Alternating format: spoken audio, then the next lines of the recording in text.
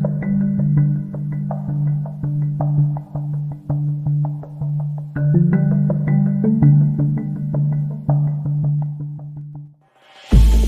खत्म हुई तो मैंने अपने कमरे में जाकर बड़े तरीके से इस तोते जैसी नाक वाले खद्दरपोश हिंदू ऑफिसर का नाम मालूम किया। वो प्रधानमंत्री के सेक्रेटेरिएट का चीफ इंटेलिजेंस पुरुषोत्तम टंडन था। मैंने इस हिंदू इंटेलिजेंस ऑफिसर को अपने जहन में नोट कर लिया। शाम को मैं दफ्तर से निकलकर अपनी गाड़ी में सीधा सजाता के ब्लैकमेलर आशिक अरविंद कुमार के फ्लैट पर जा पहुंचा। इसने मेरा स्वागत किया और मुझे विस्की पेश की, जिसे मैंने कबूल न किया। एक तीखी मूंछों वाला, लंबे कद का, दुबला पतला, बड़ा तेज तरार हिंदू नौजवान था। आंखों में हल्के पड़े थे, समर सूट में था और बड़ा आला सिगरेट पी रहा था। पहले तो मुझे इसने पाकिस्तानी क़ैद से वापस आने पर बधाई दी। मैंने कहा, बेहतर ये है कि हम असल पॉइंट पर आ जाए। मेरा अंदाज़ा दुरुस्त निकला। अरविंद कुमार ने 10,000 रुपये का मुतालबा कर दिया, जिसके बाद वो सुजाता की तस्वीर और नेगेटिव्स मेरे हवाले कर देने पर रजामंद हो गया। इस अहमकाना किस्म की झकझक से बचने के लिए ये रकम ज़्यादा नहीं थी। मुझे मालूम था कि कम से कम 5,000 रुपये तो मैं सुजाता से वसूल कर लूँगा। मैंने अरविंद से 2 रोज़ बाद रकम लिखकर आने का वादा किया और बंगले की तरफ चल पड़ा। बंगले पर आकर मैंने सुजाता को फ़ोन करने की ज़रूरत महसूस न की। ये बात मैं इससे कल भी कर सकता था। मेरे जहन में तोते जैसी नाक वाली हिंदू चीफ इंटेलिजेंस ऑफिसर पुरुषोत्तम टंडन का चेहरा घूम रहा था। इसकी निगाहें काफ़ी तेज थी। मुमकिन है इसे मुझ पर शक हो गया हो। बहरहाल इस शख्स के दिल का हाल मालूम करना ज़रूरी था। उसी रात जब मैं माता जी को प्रणाम करने के बाद अपने कमरे में आकर लेटा तो फ़ोन की घंटी बजी। मैंने सोचा सुजाता होगी। रिसीवर उठाकर हेलो किया ही था कि दूसरी तरफ से किसी ने बड़े मध्यम आवाज़ में एक लफ्ज़ बोला जो हमारा खुफिया कोड वर्ड था। मैं चौकस हो गया और अपना कोड नंबर बताया। यह हमारा दिल्ली में मुकीम एजेंट बोल रहा था। इसने मरमूज़ अल्फाज में मुझे सुबह सुबह अजान के वक़्त सुबह मस्जिद के पीछे आने की हिदायत की और फ़ोन बंद कर दिया। मैंने अलार्म 4 बजे सुबह का लगा दिया और बत्ती बुझाकर कंबल ऊपर कर लिया। टाइम पीस मैंने कंबल के अंदर अपने सिराने के पास ही छुपा लिया था। एक खदशा मेरे दिल में ज़रूर सर उठा रहा था और वो ये कि हो सकता है मेरी निगरानी हो रही हो। अलार्म पू फटे 4 बजे बज रहा था। मैंने जागते ही इसे बंद कर दिया। माता जी स्नान के बाद दुर्गा मूर्ति के आगे पूजा पाठ की तैयारी कर रही थी। मैंने सैर का बहाना बनाया और जॉगिंग बूट, लंबा रेनकोट पहनकर पैदल ही सड़क पर निकल आया। अक्टूबर की रात ढल चुकी थी और मशरिक़ के आसमान पर नीली नीली रोशनी का गुब्बारा उभरता फैलता चला रहा था। सड़कें वीरान थी। किसी वक्त कोई ट्रक या वैगन गुजर जाती थी। बगले से काफ़ी फासले पर आया तो एक पार्क में खड़े होकर मैंने कोट उतार कर रख दिया और हल्की हल्की वर्जिश शुरू कर दी। हकीकत में मैं ये देखना चाहता था कि कोई मेरा ताक़ुब तो नहीं कर रहा था। सड़कों पर ट्यूबलाइट्स अभी तक जल रही थी। आसपास दूर दूर तक मुझे कोई ऐसा इंसान दिखाई न दिया जो मेरा पीछा कर रहा हो। जब मुझे इत्मीनान हो गया कि मेरा ताक़ुब नहीं किया जा रहा तो मैंने रेन कोट पहना और पार्क से निकलकर तेज़ तेज़ कदमों से चलता दूसरी तरफ फुटपाथ पर आ गया। यहाँ से झाड़ियों को बूर करके एक ज़ेली सड़क के चौक में आ गया। एक रक्षा बड़ी तेज़ी से मेरे करीब से गुजर गया। मैंने इसे आवाज़ दी। रक्षा कुछ दूर जाकर रुका, फिर घूमा और मेरे करीब आकर खड़ा हो गया। मैंने देख लिया था कि रक्षा खाली है। मैं लपक कर इसमें घुसा और इसे फतेहपुरी चलने को कहा। खाली सड़कों पर तेज़ी से दौड़ते हुए रक्षा फतेहपुरी पहुंचा तो मैंने इसे छोड़ दिया। वहां से दूसरा रक्षा पकड़ा और अजान हो रही थी कि मैं जामिया मस्जिद के बाएं जानिब पहुंच गया। वहां मैंने रक्षा छोड़ दिया और पैदल चलता जामिया मस्जिद के अकब में सामने की जानिब जो बाजार है वहां एक रेस्टोरेंट के करीब आकर रुक गया। नौकर रेस्टोरेंट धो रहा था। मैंने चाय का पूछा तो लड़का बोला, अभी थोड़ी देर लगेगी चाय बनाने में साहिब। मेरी नज़रें जामिया मस्जिद की अकबी दीवार के साए में अंधेरों को टटोल रही थी, मगर वहाँ कोई नहीं। मैं रेस्टोरेंट से हटकर मस्जिद की दीवार के बिल्कुल करीब से होता हुआ कब्र को जाने वाली सड़क पर निकल आया। यहाँ दुकानें बंद थी। दूर होटलों के थड़े और फर्श धोए जा रहे थे। मैंने कमेटी के नलके के पास एक फ़कीर को देखा कि फटी हुई गडरी ओढ़े बैठा मुँह हाथ धो रहा है। इसका रुख बाजार की तरफ था। इस वक्त बाजार खाली था। जब मैं इसके करीब से गुजरने लगा तो इसने मुझे पुकार कर कहा, बाबू चाय के लिए फ़कीर को कुछ देते जाओ। मैंने इसकी तरफ तवज्जो न दी। मेरा सारा ध्यान अपने एजेंट की तरफ लगा था जो मुझे कहीं नज़र नहीं आ रहा था। मुझे महसूस हुआ कि फ़कीर मेरे पीछे पीछे चला आ रहा है। मैंने रुक कर पीछे देखा तो फ़कीर एक ऐसा लफ्ज़ बोलकर मेरे करीब से गुजर गया कि मैं हक्का बक्का सा होकर रह गया। इसने अपना खुफिया कोड लफ्ज़ बोला था जो मुझे पाकिस्तान से चलते वक्त ही बता दिया गया था। चंद कदम चलने के बाद फ़कीर हरे भरे पीर साहब के मज़ार से पीछे वाली ग्राउंड में उतर गया। अब मैं इसके ताक़ुब में था। ग्राउंड में दरख्तों की छाँव में अंधेरा था। फ़कीर एक दरख्त के नीचे बैठ गया। इसने जेब से सिगरेट निकालकर सुलगाया और हक अल्लाह का नारा बुलंद करके सिगरेट का लंबा कश खींचा। मैं एक अकीदतमंद की तरह इसके सामने जाकर बैठ गया और अपना कोड नंबर बताने के बाद कहा, बाबा लोग हमारी तरफ भी ध्यान दीजिए। दुनिया ने हमें बहुत सताया है। यह फकीर अपना एजेंट था। इसके सर के बाल और दाढ़ी बेतरतीब से बड़ी हुई थी और हुलिया किसी मजजूब का बना हुआ था। इसने हुक्के की तरह सिगरेट पीते हुए दबी जुबान में कहा, मेरे पीछे जो टहली दरख्त है, इसके नीचे सूखे पत्तों की ढेरी में तुम्हें एक पोटली मिलेगी, वो तुम्हारे लिए है। इसके साथ ही ये मजजूब फकीर मुझे बुरा भला कहता बुलंद आवाज़ में नारा लगाकर उठा और अपनी फटी पुरानी गाड़ी संभालता ग्राउंड में किले की जानिब चला गया। इसके जाने के बाद मैंने दाएं बाएं देखा, कोई आदमी नहीं था। मैं सैर करने के अंदाज में चलता दरख्त के पास है, वहाँ सूखे पत्तों के पास यूं बैठ गया जैसे सुस्ताने लगा हूँ। कोई 3-4 मिनट मैं वैसे ही बैठ रहा। फिर पत्तों की ढेरी को उठाया तो नीचे एक मैली सी छोटी सी पोटली थी। मैंने इसे उठाकर रेन कोट की जेब में डाला और सैर करने के अंदाज में तेज तेज कदम उठाता रेलवे स्टेशन को जाती सड़क पर निकल आया। अब दिन की सफेदी चारों तरफ फैल गई थी और सड़क पर रिक्शा और बसें गुजरने लगी थी। मैंने एक रिक्शा पकड़ा और रेलवे स्टेशन पर आकर छोड़ दिया। दूसरी सड़क पर आकर एक और रिक्शा पकड़ा और सीधा बंगले की तरफ आ गया। बंगले पर माताजी बहुत परेशान थी। मैंने कहा, सैर करते हुए एक पुराने दोस्त विजय बाबा जी से मिल गया था। इसने बातें करने में देर कर दी। हमारे बम्बई के रिश्तेदार चाचू अभी तक सो रहे थे। माला नौकरानी किचन में सफाई वगैरह कर रही थी। मैं तेजी से अपने कमरे में घुस गया। गुसल खाने में जाकर पोटली खोलकर देखा, इसमें से माचिस के साइज का एक हल्का फुल्का ट्रांसमीटर निकला। निस्वारी रंग के प्लास्टिक का यह ट्रांसमीटर इंतहाई जोर हिस्स और ताकतवर लग रहा था। सुई की तरह का एक छोटा सा एंटीना भी इसमें से निकलता था। इसमें सुर्ख रंग के नन्हे से 2 बटन लगे थे। फ्रीक्वेंसी की सुई निसफ दायरे में सिर्फ एक लकीर के निशान पर टिकी हुई थी। इस ट्रांसमीटर के साथ कागज का मैला कुचैला टुकड़ा भी था, जिस पर मरमूज अल्फाज में सिर्फ इतना लिखा था, 11 अक्टूबर को रात 10 बजे तुमसे मुलाकात होगी। जाहिर है कि बात इस ट्रांसमीटर पर की जाने वाली थी। 11 अक्टूबर को भी 7 रोज बाकी थे। मैंने ट्रांसमीटर को अपने पलंग पर तकिए के नीचे रख दिया और दफ्तर जाने की तैयारी करने लगा। साथ ही साथ मैं सोच रहा था कि ट्रांसमीटर को छुपाने के लिए कौन सी जगह हो सकती है। वो इतना छोटा ट्रांसमीटर था कि इसे सफ़र में भी अपने साथ रख सकता था। कपड़े बदलते हुए मैंने अपने कमरे का जायजा लिया। यूं तो इस कमरे में कई ऐसी जगह थी जहां मैं ट्रांसमीटर को छुपा सकता था, लेकिन कोई भी जगह ऐसी न थी कि जो तलाशी लेते वक्त CID वालों की निगाह से बच सकती थी। मैं इन निगाहों से खूब वाकिफ था। मुझे ट्रांसमीटर बंगले के बाहर किसी जगह छुपाना था। ये सोचकर मैंने तकिए के नीचे से ट्रांसमीटर निकालकर अपने कोट की जेब में रख लिया। माताजी मुझे नाश्ते के लिए आवाज़ें दे रही थी। नाश्ते की मेज़ पर बम्बई वाले चाचू और इनकी मोटी लालायन भी मौजूद थी। ये लोग धड़ाधड़ पूरियां और भाजी उड़ा रहे थे। मैंने माताजी की बनाई हुई फूल की आंखें और कॉफ़ी का प्याला हाथ में लेकर बरामदे से उतरकर बाग में आ गया। बहाना ये किया कि मैं अपने कोट के कॉलर के लिए कोई खूबसूरत फूल तोड़ना चाहता हूँ। बंगले का भी लॉन बड़ा मुख्तसर था, साइड पर बाड़ लगी हुई थी। बरामदे के जीने के दोनों जानिब लकड़ी के बड़े बड़े गमलों में पाम के पौधे सुबह की रोशनी में चमक रहे थे। इस किस्म का लकड़ी का एक बहुत बड़ा गमला बरामदे के कोने में भी रखा था। इसमें सबज चौड़े पत्तों वाला कोई ट्रॉपिकल यानी इस्तवाई पौधा लगा था। मैं इस गमले के करीब गया तो देखा कि एक तरफ गमले के पैदे को दीमक ने खा लिया था। इसके साथ ही जंगली गुलाब की बेल बाड़ पर चढ़ी हुई थी। मैं गुलाब का सफ़ेद फूल तोड़ने के बहाने गमले के पास बैठ गया। ट्रांसमीटर इस वक्त मेरे दाहिने हाथ में था। कॉफ़ी का प्याला मैंने घास पर रख दिया था। मैंने फुर्ती से गमले की लकड़ी को ज़रा सा पीछे कर दिया और ट्रांसमीटर को गमले के अंदर मिट्टी में दबाकर लकड़ी की पट्टी भी अपनी जगह पर लगा दी। इसके साथ ही मैंने सफ़ेद गुलाब का फूल तोड़ा और इसे अपने कोट के कॉलर में लगाने लगा। फिर कॉफ़ी का प्याला उठाया और बार बार फूल को देखते हुए बरामदे में आ गया। माला नौकरानी ने दरवाजे से बाहर निकलते हुए मेरे कोट की तरफ देखा और मुस्कुराती हुई लॉन वाले नलके की तरफ चली गई। मैं कमरे में माताजी के पास आ गया।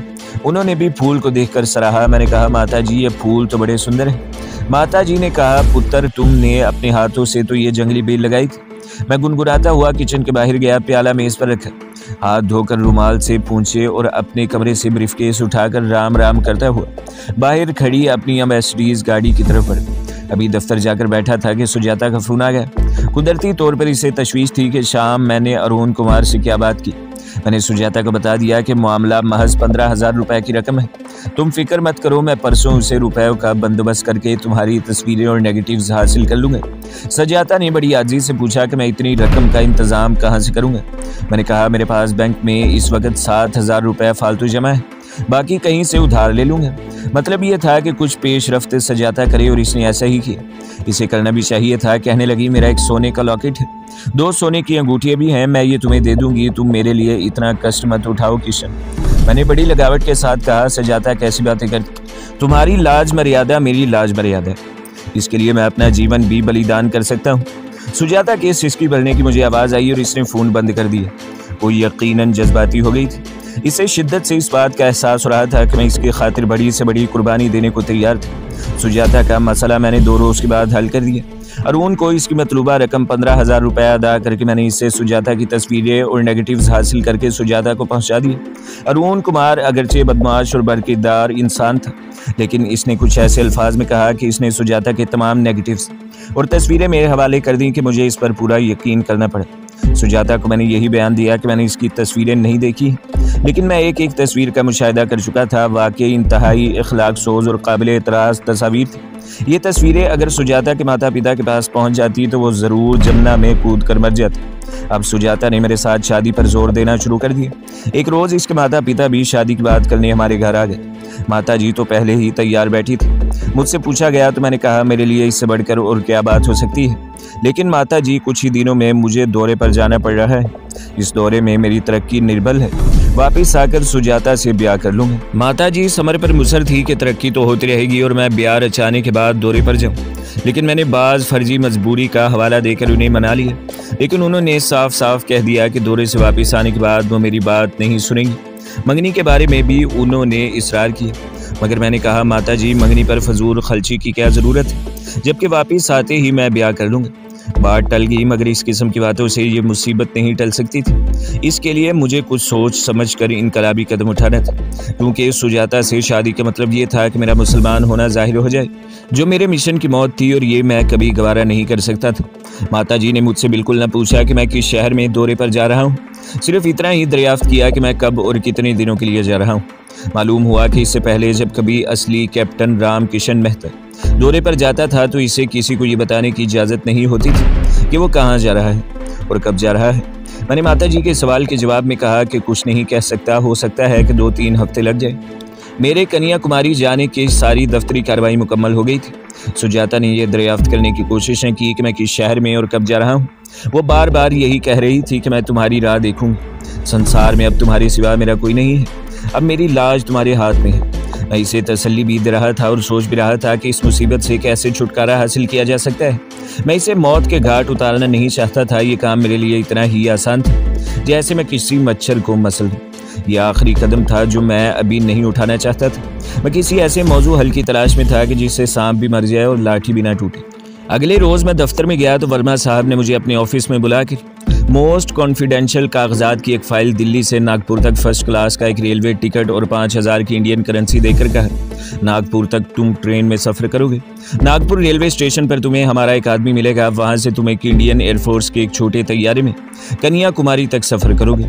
कुछ रकम तुम्हें दी जा रही है, बाकी ज़रूरत पड़ी तो तुम कन्याकुमारी में नेवल ऑफिस में कस्टम इंस्पेक्टर नाथन से ले सकते हो।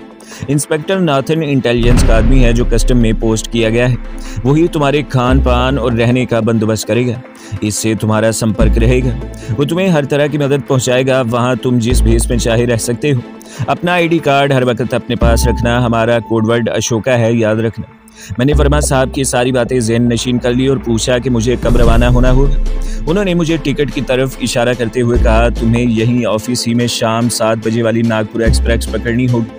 मैं यह सर कहता हुआ चला जा रहा था। मुझे बखूबी अंदाज़ा था कि इससे पहले भी असली कैप्टन मेहता को इसी तरह दफ्तर ही से किसी खुफिया और अहम दौरे पर रवाना किया जाता होगा, लेकिन मेरा सीक्रेट ट्रांसमीटर बंगले पर ही था। मुझे इसे हर हालत में अपने साथ ले जाना चाहता था। मैंने कुछ सोचने के बाद ऐसी अदाकारी की कि जैसे मैं कुछ घर भूल आया हूँ और अपनी जेबें टटोलने लगा। मैंने इंतहाई माजरत पेश करते हुए कहा कि बदकिस्मती से मैं अपना आईडी कार्ड बगले में ही भूल आया हूँ। वर्मा साहब ने आने के शीशों के पीछे मुझे हैरत और नापसंदीदगी की निगाहों से देखा और बोले, कैप्टन मेहता, तुम ऐसे जिम्मेदार ऑफिसर से मुझे ये आशा नहीं थी। मैंने चेहरे पर खुफत और शर्मसारी के तासुरात पैदा करते हुए कहा, क्षमा कीजिए वर्मा साहब, मुझसे भूल हो गई। नाश्ता करने के बाद सिराने के नीचे से आईडी कार्ड उठाना भूल गए। मैं अभी 1 मिनट में जाकर ले आता हूँ। वर्मा साहब ने उंगली से मेरी तरफ इशारा करते हुए कहा, तुम अच्छी तरह जानते हो कि तुम्हें घर में किसी को नहीं बताना कि तुम कहाँ जा रहे हो और कब जा रहे हो। हम खुद रात को तुम्हारे घर इतला कर देंगे। Yes sir, I know sir. ये कहकर मैंने सीक्रेट फाइल लिफाफे में डालकर बगल में दबाई और नमस्कार करता हुआ वर्मा साहब की ऑफिस से बाहर आ गया। रेल का टिकट और करेंसी नोट मैंने पहले ही संभाल कर अपनी जेब में रख लिए थे। फाइल मैंने अपने दराज में ताला लगाकर बंद कर दी। वो खुद गाड़ी पकड़कर सीधा अपने बंगले की तरफ रवाना हो गए। मैं सारा रास्ता यही सोचता रहा कि नागपुर से एयरफोर्स के तैयारे पर सवार होते हुए अगर मेरी स्क्रीनिंग की गई तो मेरी जेब में पड़ा या ब्रीफकेस में छुपा कर रखा हुआ ट्रांसमीटर जाहिर होकर सारा खेल चौपट कर दे। कभी ख्याल आता कि एयरफोर्स की तैयारी में सवार होते वक्त शायद मेरी तलाशी नहीं ली जाएगी, मगर मुमकिन है ज़ाब्ते की कार्रवाई के तौर पर मेरी स्क्रीनिंग की जाएगी, तो फिर बड़ी मुश्किल है। ट्रांसमीटर को साथ ले जाने की कोई दूसरी तरकीब सुझाई नहीं दे रही थी और इसे साथ ले जाना भी ज़रूरी था। यही सोचते सोचते मेरा बंगला आ गया। माताजी और माला किचन में थी। मैंने जैसे परेशानी के साथ माताजी से कहा कि मैं अपना आईडी कार्ड भूल आया हूँ और तेज़ी से कमरे में दाखिल हो गए। चीज़ों को यूं ही इधर उधर फेंकने लगा। माताजी भी अंदर आ गई। कहाँ रखा था पुत्र जी तुमने अपना आईडी कार्ड?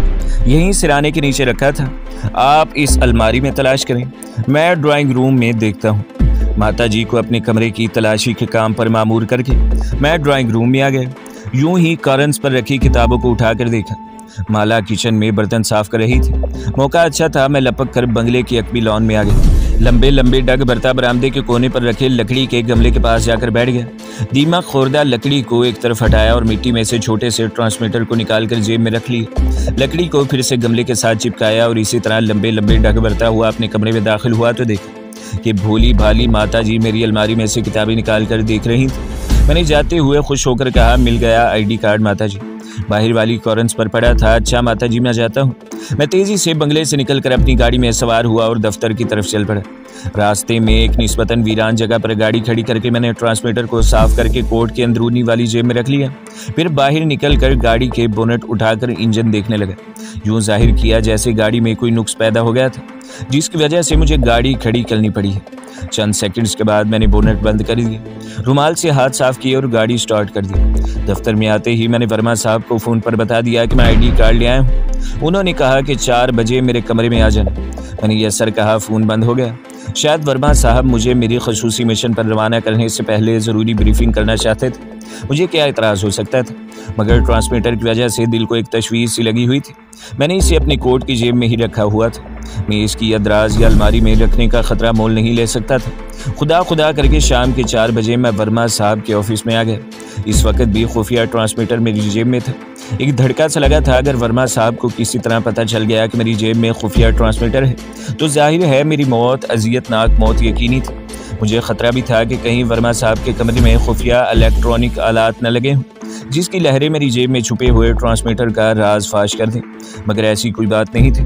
वर्मा साहब ने मुझे बाज़ दफ्तरी अमूर के बारे में कुछ ज़रूरी बातें बताई और कहा, कैप्टन चूँकि तुम इससे पहले भी तुम एक बार कन्याकुमारी जा चुके, इसलिए तुम्हें नेवल डाकिया की तस्वीरें दिखाने की ज़रूरत नहीं है। हाँ, हमारा CID officer Nathan custom inspector के रूप में वहाँ नया गया है। इसकी और जो आदमी तुम्हें नागपुर रेलवे स्टेशन पर मिलेंगे और इसकी तस्वीर दिखाई देता हूँ। फिर वर्मा साहब ने मेज़ की दराज से एक फ़ाइल निकाली और मुझे नागपुर पर मिलने वाले आदमी और कन्याकुमारी के कस्टम इंस्पेक्टर नाथन की तस्वीरें दिखाई और बोली, तुम्हारे घर रात को इतला कर दी जाएगी। इस वक्त तुम्हारी गाड़ी दिल्ली से बहुत दूर निकल चुकी होगी। वर्मा साहब ने चाय मंगवाई और आधे घंटे तक मुझसे रूसी एटमी आबदोज और इस पर लादे जाने वाली यूरेनियम की खेप के बारे में बातें करते रहे। कहने लगे, यूरेनियम की मात्रा ज़्यादा नहीं है, यही कोई 2 किलोग्राम होगी, मगर वो स्टेट बैंक ऑफ इंडिया के ख़जाने से ज़्यादा कीमती है। तुम्हें तो मालूम ही है कि पाकिस्तान में भी एटम बम बनाने के प्रोसेस हो रहे हैं, इसलिए हमारे लिए अविश हो गया है कि हम भी जितनी जल्द हो सके परमाणु बम बना डालें। हमारे पास यूरेनियम की कमी थी जिसे हमारे दोस्त रूस ने पूरा कर दिया है। मैंने यूं ही कुरेदने के ख्याल से सवाल किया, सर क्या हम परमाणु आबदोज के वसीले से ही यूरेनियम गुजरात के साहिल तक नहीं पहुंचा सकते? वहां से भाभा एटमी रिएक्टर तक ज़्यादा फासला नहीं है। वर्मा साहब मुस्कुराए और कहने लगे, इन बातों का तुम्हें ज्ञान होना चाहिए कि कैप्टन मेहता कि काठियावाड़ पाकिस्तान की सरहद से ज़्यादा दूर नहीं है, वहाँ सबूताज का ज़्यादा ख़तरा है।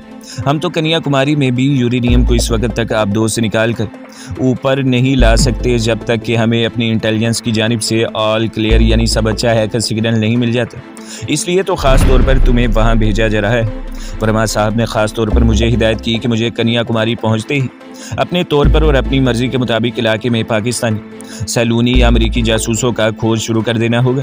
हम जल्दी से जल्दी यूरेनियम भाभा एटमी रिएक्टर तक पहुंचा देना चाहते हैं। मैंने उन्हें यकीन दिलाया कि मैं इस फ़र्ज़ को पूरी जिम्मेदारी से निभाऊंगा। वर्मा साहब ने कहा, तुम्हारा चुनाव इसलिए भी किया गया है कैप्टन मेहता कि तुम हिंदी संस्कृत के अलावा केरल की मलयालम और तमिल ज़ुबानें भी जानते हो। अचानक मुझे ख्याल आया कि अगर पाकिस्तान से मुझे अचानक मेरे ट्रांसमीटर पर कोई सिग्नल मिलना शुरू हो जाए और ट्रांसमीटर से टोन की आवाज़ आने लगे तो मेरा क्या हश्र होगा। मुझे इस ख्याल से ही झुरझुरी सी आ गई। मैंने सिगरेट सुलगाते हुए अपने बाजू को कोट की जेब के साथ लगा लिया। पाकिस्तान से सिग्नल आने का वक्त मुकर्रर था, यानी 11 अक्टूबर की रात 10 बजे। इससे पहले मेरा बॉस ये गलती हरगिज नहीं कर सकता था। 5 बजे के करीब उठकर अपने कमरे में आया। मैंने ज़रूरी कागजात और शेव का सामान जो मेरे ऑफिस के बाथरूम में रखा था, ब्रीफ केस में संभाल कर रख लिया। कपड़े वही थे जो मैंने पहन रखे थे। इनका बंदोबस्त भी कन्याकुमारी में ही जाकर किया जाने वाला था। जाहिर है ये बंदोबस्त हमारे अपने आदमी कस्टम इंस्पेक्टर नॉर्थन निकलना था। 6:30 बजे सुजाता का फ़ोन आ गया। मुझे 4:30 बजे के बाद किसी का फ़ोन सुनने की इजाज़त नहीं थी।